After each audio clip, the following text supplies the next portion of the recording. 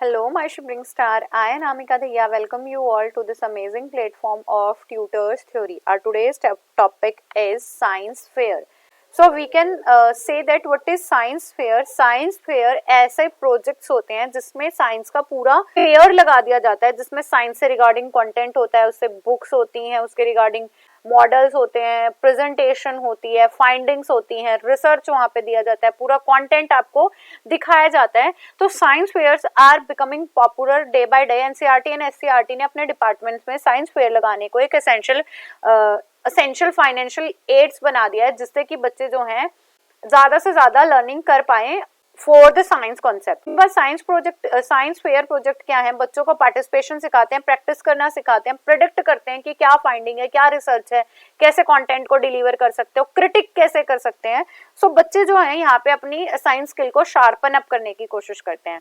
Science fair is a good platform और forum जिससे बच्चों को चीज़ों को दिखाया जाता है और साइंस की फील्ड में फॉर्मली और इनफॉर्मली क्या क्या कार्य हो रहे हैं और उनकी गतिविधियां कैसे ऑप्टिमम लेवल तक पहुंच रही है, इसके लिए भी साइंस को डिस्प्ले, मॉडल, चार्ट्स, रिपोर्टिंग, इन सबसे जो चीजें दिखाई जाए, मतलब साइंस के बारे में पूरा ऑर्गेनाइजेशन किया जाए, आप उसे साइंस फेयर बोलोगे.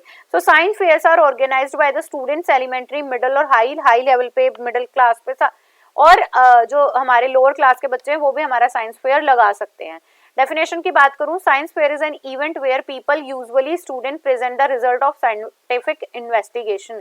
एक ऐसा फेयर जहां पे जो बच्चे हैं साइंटिफिक इन्वेस्टिगेशन से जो भी रिजल्ट आपके सामने आया है उसे पेश करने की कोशिश करते हैं. Science fair often are competitions through they may be informal informational presentation. जब वो अपनी प्रेजेंटेशन को किसी कंपटीशन के तहत दिखाते हैं, शो करते हैं, तो वो भी हमारे साइंस फेयर कहलाते हैं. Our next is organisation of science fair. आप साइंस फेयर को कैसे ऑर्गेनाइज करोगे? Science fairs are organised by individual institution not only for their own student but there is a organisation who shape the inter school and inter district और inter level. किसी भी school के अंदर science fair का organisation कराया जा सकता है. ये सिर्फ उस स्कूल की साइंस फेयर या साइंस नॉलेज को इनहेंस नहीं करता है, ये इंटर स्कूल भी हो सकता है, इंटर डिस्ट्रिक्ट भी हो सकता है और इंटर स्टेट लेवल का भी हो सकता है. For their effective organization, any level, the science teacher have to play significant role. मतलब टीचर का रोल सबसे ज्यादा भारी भरकम रहेगा कि उन्होंने कैसे उस चीज को प्लान किया है, कैसे एग्जीक्यूशन हो रही है और आफ्टर एजुकेशन एग्जीक्यूशन क्या फीडबैक रहेगा. In general the following things should be kept in mind. Science teacher को कौन कौन सी चीजें ध्यान रखनी चाहिए.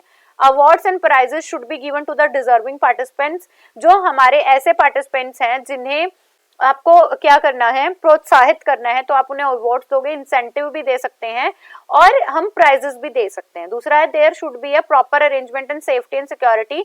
बच्चे देखो साइंस के बहुत सारे इक्विपमेंट यूज कर रहे हैं तो उनकी प्रॉपर सेफ्टी एंड सिक्योरिटी का ध्यान रखना चाहिए. डिफरेंट सेपरेट सेक्शन बनाए जाने चाहिए जिसमें चीजों को कहाँ डिस्प्ले किया गया है, मतलब फिजिक्स की चीजें कहाँ डिस्प्लेड हैं, केमिस्ट्री की चीजें, जूलॉजी की, बॉटनी की, तो अलग अलग उसके अंदर भी ब्रांचेस बना देनी चाहिए जो अपनी स्पेसिफिक चीजों को डिस्प्ले कर रही हैं. So the exhibit should be easily visible, सबको विजिबल हो, डेमोन्स्ट्रेशन हो. डेमोन्स्ट्रेशन के साथ साथ उन्हें कॉम्पिटेंट, हमें अपने लर्नर्स वहाँ पे पार्टिसिपेंट्स खड़े करने हैं जो अपनी चीजों को जल्दी से और अच्छे से इलेबोरेट कर सके. Each team should arrange of their on guide. सबको अपना गाइड अपना अरेंज करना है और उनकी फंक्शनिंग और उनके गैजेट्स का ध्यान रखना है और रूल्स एंड रेगुलेशन भी बनाने चाहिए कि कितना गुड्स आप डिस्प्ले कर सकते हो, कैसे कर सकते हो और उनकी क्या क्या लिमिटेशन है. तो पूरा एक स्ट्रक्चरल फॉर्म भी रहेगा. नेक्स्ट हमारा nature of exhibits in the science fair. क्या क्या नेचर है? It is a good kind of aid in the teaching science with relating with the physical life. हमारी जो फिजिकल लाइफ है, हमारा भौतिक जीवन है, उसके साथ हम चीजों को जोड़ना सीख रहे हैं. वहाँ पे साइंस की टेक्स्ट बुक है, रेफरेंस बुक है, bulletins and journals are published there. Display are several project successfully. जो बच्चों ने कॉम्पिटेंट लेवल पे या अपने प्रोजेक्ट्स को कंप्लीट कर लिया है वो वहाँ पे दिखाए जाएंगे और बच्चों के द्वारा जितने भी आर्टिकल प्रिपेयर्ड हैं, जो रिसर्च की हैं बच्चों ने, वो भी दिखाई जाएगी. इम्प्रोवाइज्ड एपरेटस, ऐसे तत्कालिक उपकरण दिखाए जाएंगे जो एग्जिस्टेंस शो कर रहे हैं कि अब वो चीजें इनोवेट हो चुकी हैं, मतलब न्यू टेक्नोलॉजी को शो कर रहे हैं. Scientific toys, electrical machine, magnets, ये दिखाए जा सकते हैं. Models that are prepared by the students, उन्हें दिखा सकते हो. और objects and specimen also collected from the different places और साइट्स, जो आप बच्चे रियल लाइफ सिचुएशन में नहीं देख सकते तो वहां से भी हम उन्हें शो कर सकते हैं. नेक्स्ट आता है इंपॉर्टेंस ऑफ साइंस फेयर.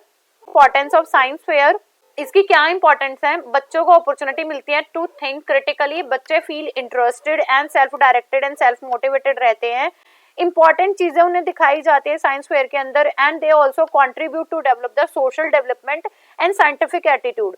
बच्चे जो है वैज्ञानिक दृष्टिकोण का विकास होता है और सामाजिक विकास के साथ भी वो खुद को स्वनिर्देशित करना सीखते हैं और प्रेजेंटेशन बच्चों की ज्यादा अच्छी हो जाती है। So science fair increases the interest of being scientist and engineer. बच्चे जो साइंटिस्ट या इंजीनियर बनना चाहते हैं उनसे उनका जो एंथुजियाज्म है वो बढ़ता है, स्पेशली बच्चों को मोटिवेट करते हैं और बच्चों को कॉन्फिडेंट बनाते हैं कि आप भी कोई ये सब कार्य कर सकते हो। नेक्स्ट है role of teacher. Role of teacher, देखो साइंस का एग्जीबिशन में बहुत बड़ा रोल है टीचर का, कैसा वर्क होगा, मॉनिटरिंग टीचर कर रहे हैं, कोऑर्डिनेशन टीचर कर रहे हैं, फंक्शनिंग कैसे जाए स्मूथ टीचर देख रहे हैं, और क्या वेन्यू रहेगा, किस जगह पे साइंस एग्जीबिशन होगी, क्या टाइम क्या रहेगा, क्या क्या चीजें उसके अंदर डिस्प्ले होंगी, स्टफ क्या क्या रहेगा, और उन चीजों के प्रेजेंटर भी कॉम्पिटेंट है या नहीं, इन सारी चीजों का ध्यान भी कौन रखेंगे, टीचर्स रखेंगे।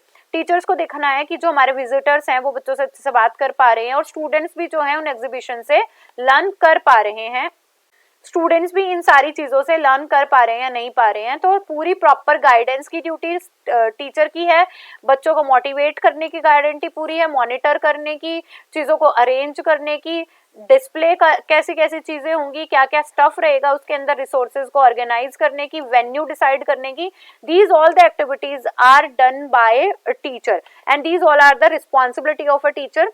तो बेनिफिट्स की बात करूं तो बच्चे मोटिवेटेड रहेंगे, न्यू चीजें वहां पे देख सकते हैं, जील बच्चों में बढ़ेगी और बच्चे इससे क्या करेंगे, कॉम्पिटेंस लेवल पे भी जा सकते हैं। एंड जिन बच्चों में थोड़ा साइंस की रिसर्च या इनोवेशन करने की प्रोत्साहित करना है उनको, वो हम कर सकते हैं। और अगर मैं बात करूं साइंस टीचर इनसे अपनी बहुत सारी ऐसी नॉलेजेबल कंटेंट है जो बच्चों के सामने नहीं आता, which is not the syllabus oriented, तो हम अपने क्लासरूम से बाहर भी कुछ नई चीजें सोच पाएंगे।